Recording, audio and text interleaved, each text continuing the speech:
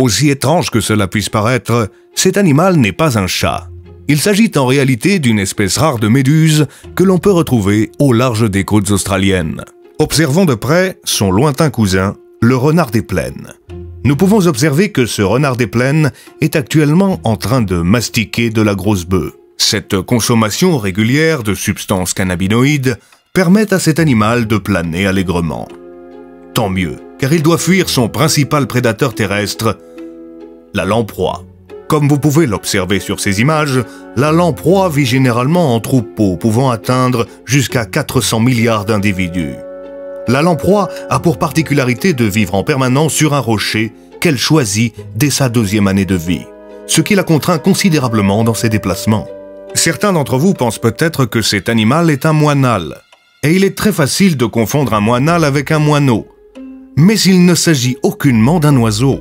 En effet, l'animal que vous observez actuellement est une langouste.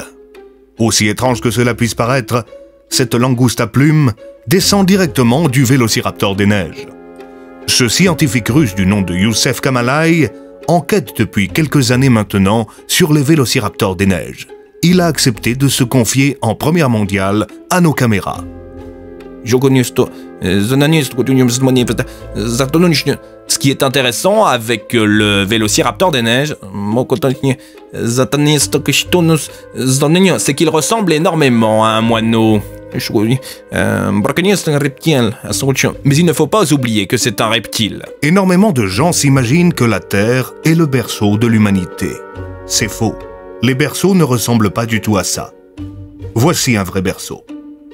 Ça peut être le berceau de l'humanité. Mais il doit être très grand. Cette femme s'appelle Lucie et elle est atteinte d'une maladie rare. En effet, lorsque l'on tente de la filmer, le cadre n'est jamais bon. Elle souffre de cette maladie depuis près de 50 ans. Une maladie qui aurait pour origine un virus. Virus que les scientifiques cherchent à multiplier pour les injecter dans des Instagrammeuses. C'est sur cette main géante, d'une superficie de 500 000 km² que repose l'intégralité du désert de Gobi.